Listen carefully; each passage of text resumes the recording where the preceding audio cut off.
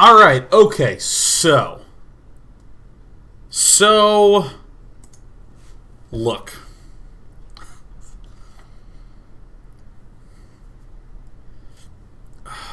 I don't know if you've ever had this experience. Let me just say this is daily 664 part 3, where you have a burp and it's like,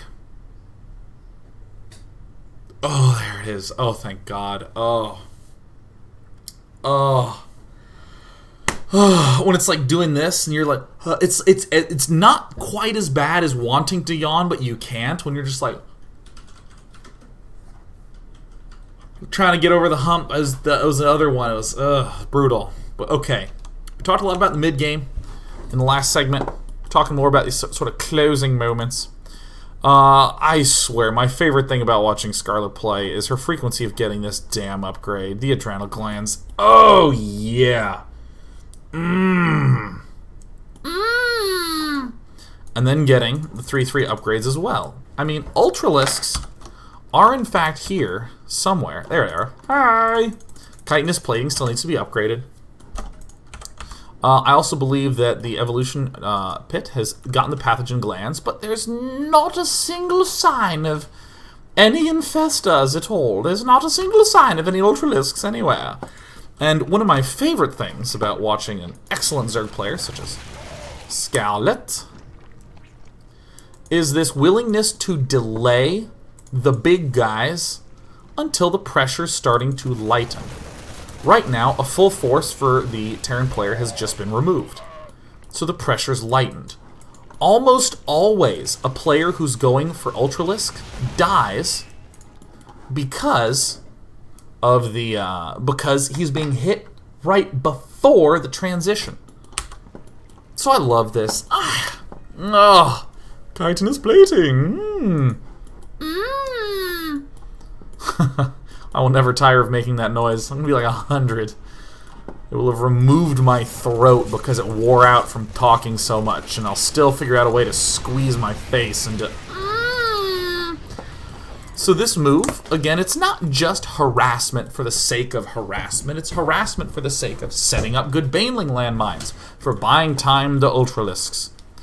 If you are ever harassing with any race and there's not some other big thing going on behind the harassment, then boy are you in for a big trip to Frowntown. So I'm not as much a fan of these just like, quickly, hurl all the drops. Like, I get why it's going on. These Mutalisks are being held back at a key time when Ryung is trying to set up an expansion. But I still think that you can just go set up the expansion. These little harassy forces.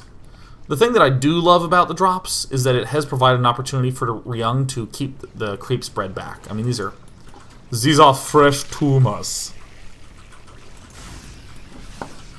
So the adjustment that Ryung's going to make is usual production, as all things are, but simply hollowing out the Thor production. Emphasizing the bio production. 5 mines. All good all the time. But mainly the Marauder medevac until things are sort of evened out. So yeah, I mean this just shouldn't really get that far in there. Just because it shouldn't doesn't mean it won't, but kind of wish it would do this less. But Ryung is just again taking opportunities to poke forward, maybe do some damage, something like that. So we're going to talk about final transitions because the final moments are coming up. Yes, high sec auto tracking, structure armor. Ultralisks before Infestors, I really like. The only time I like Infestors before then is if it's kind of a lowish econ situation. There's this weird flop that happens where, like, kind of, if you're low on bases and can't really get expansions up, your money starts to be low and your gas starts to get really high because you have to spend a lot of minerals to get Zerglings and then Banelings. And in that spot, I'm sort of cool with it. But in these more high econ situations, getting the Ultralist to sort of back up the Mutas, I think are great. So good. I mean, they can absorb all the damage, do all that sort of stuff. And Scarlett's just playing cool. The Mutalisks originally were used to harass while the Ultras are coming up. Now that the Ultras are out, Scarlett is actually able to do more aggression, more damage, because these Ultras can just chill back on the defense. But it's just a tool to get up the Spire, the Greater Spire, and all such things. And, oh, I thought Ryung was going to do one of those, like, miniature medevac drops where it was, like, 4 Marines. And I was going to be like, oh god, that is so passe. Because I just wanted to use a cool word like passe.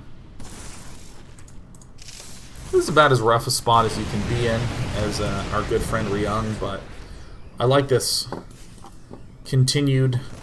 God, Ryung's reaction time is so good. At this point, there's not a lot to do as the Terran player, so just look at your minimap. The final little transitioning, well, there's arguably a couple, but beginning to flip over to some sort of more massive air, I think is amazing if you can't get any attacks going. Like, if you're locked down to just these bases, it's just, like, so good to do a mass air transition, because you have way too much gas as Terran. I actually think that even back at this moment, at like 25 minutes, there's no gas here at all. In fact, for the subsequent very long time, there's just like no gas being gotten. And I mean, look at the Terran gas. It's super insanely high. And we've been cutting SCVs to try to free up more supply for our big army, but just getting up to 8 geysers allows you to be able to support transition to lots and lots of Ravens. And if any of you haven't seen, Hydra vs. Reality from the Pro League,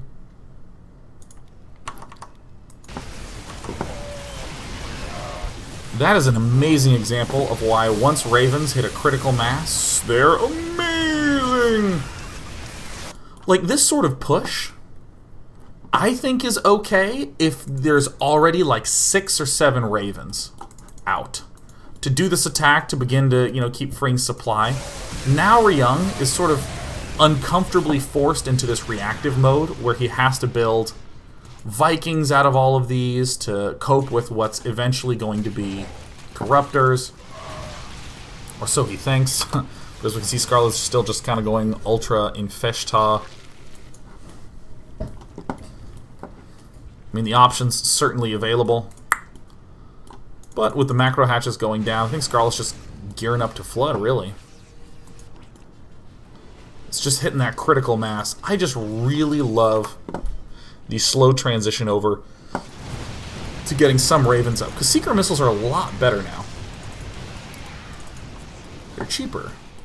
I know they're not quite as like potentially huge as before, but I like cheaper, man. Cheaper mana spells always better. Even in this position where there's a sort of trapped spot for Ryung, or a trapped spot for Scarlett's Mutalisks, I don't think that it's even really benefiting Ryung that much, because again, there's nothing going on behind this. I mean, there's the beginning inklings of transitions to Ravens, maybe battle cruisers,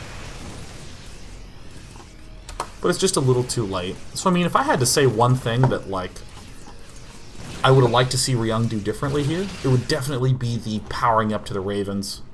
So good when the opportunity is there. And the opportunity is generally when you as the Terran can't really just apply direct pressure to these bases anymore because Mutalisks are giving you the runaround. Too much Infestor Ultra shenaniganry, etc. Alright, I'm just going to speed it up because it's a pretty simple closeout from here. Ryung pushes out. Some drops happen, some smatterings of drops. It frees up some supply to be able to do some other notable things. More little pushy things, ooh. And then the Doom Force. Speeding things up. Speeding things up. Speeding all of the things up. Scarlett's pretty responsible about placing her stuff really excellently. The Guardians are in the front. The Infestors very close by. But the Ultra's not getting in the way of anything. They're sort of like pulled to the backside. The Infestors sort of wiggle their way to the front.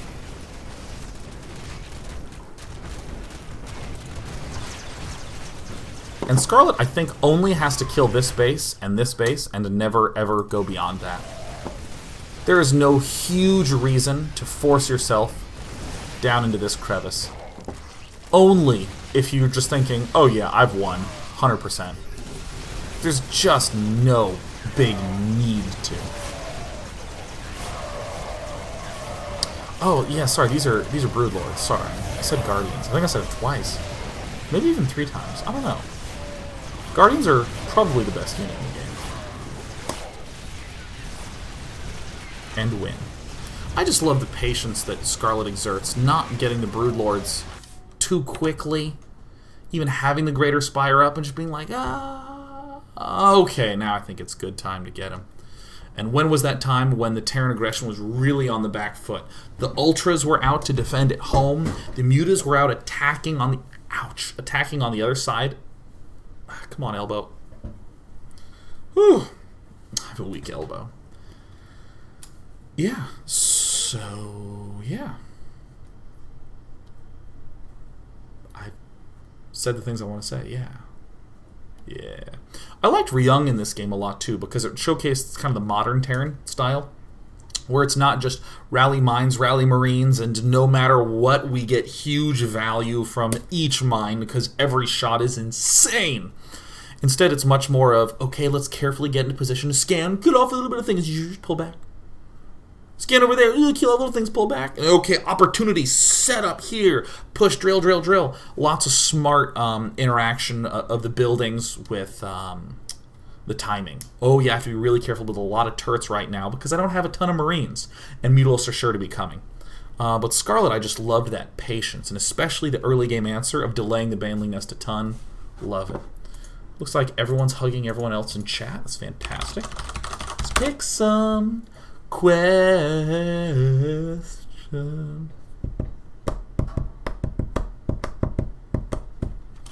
All right.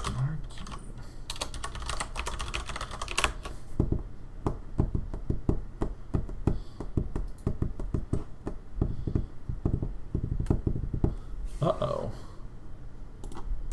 Why isn't Markio's site work?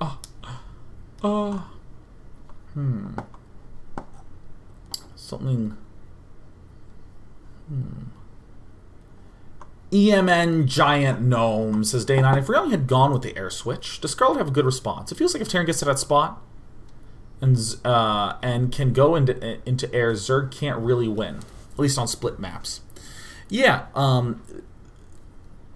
it certainly doesn't work this way. It's not the case that if Terran has a big air army, there is a exact dollar for dollar matching Zerg air army that can defeat it.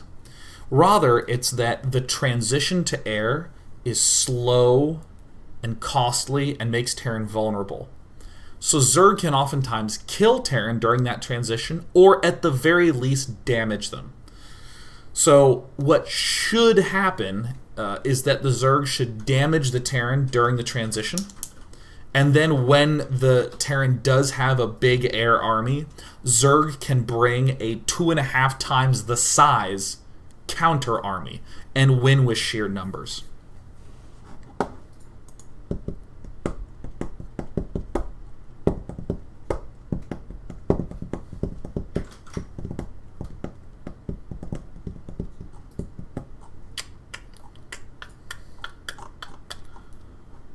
Someone wrote an essay.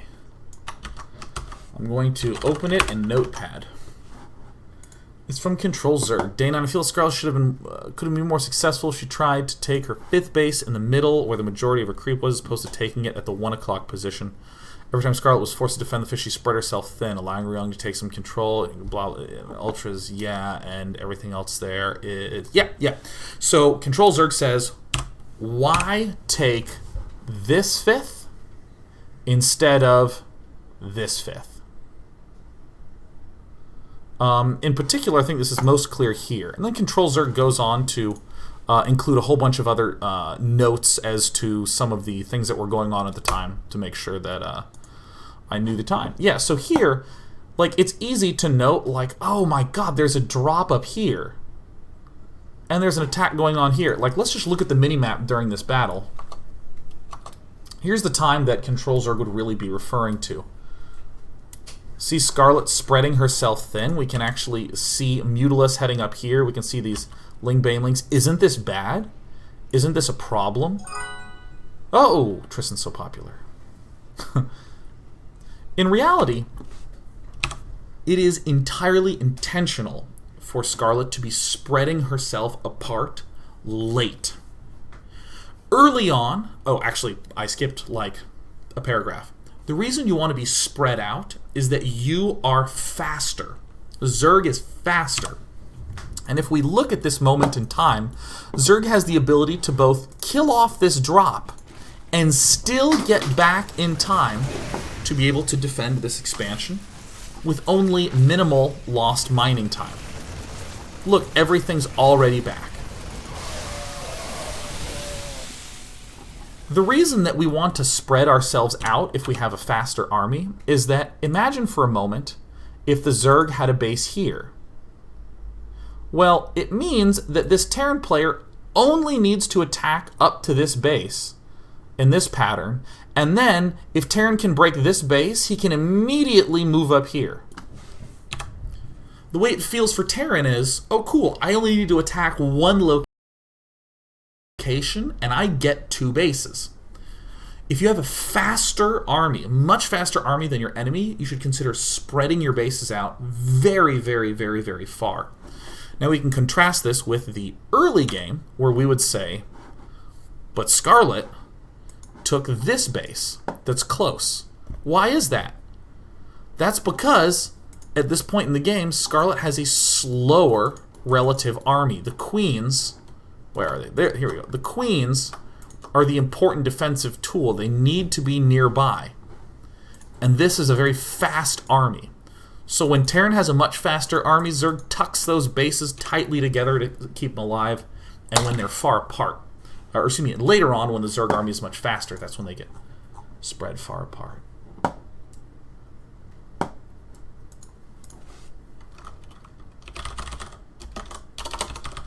Alright, let's see here.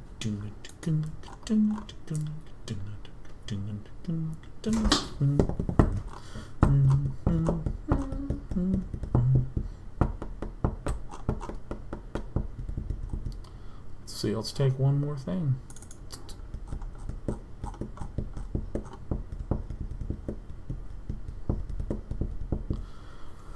Let's see.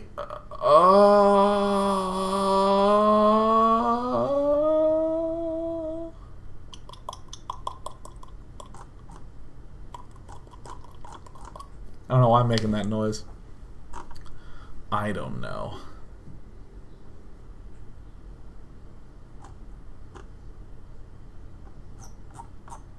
I don't even know. You guys have more questions. I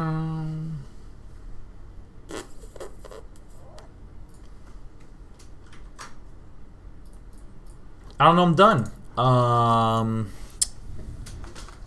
don't have a Fun Day Monday topic right now, but I'll just post one when I think of a good one for next Monday.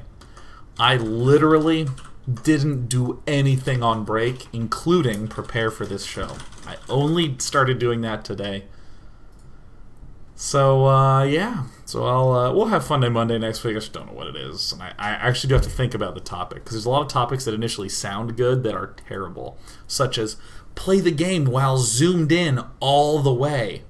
Because that's a fun experience for the person playing, but I can't watch and see it. Like that sort of thing. So I gotta figure it out. And a big shout out to GM Faustus and all the people helping in the DKTL, the Day9 Tournament League. If you are not a top player, anyone from bronze to master, just in the mood for a for-fun tournament for people at your level, go to day9.tv and look up the DKTL. And there it is.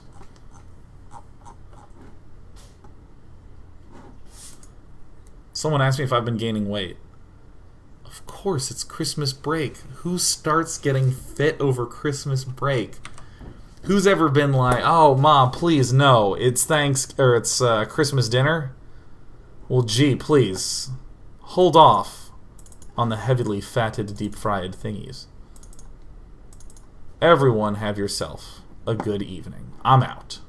Woo! Playtest time.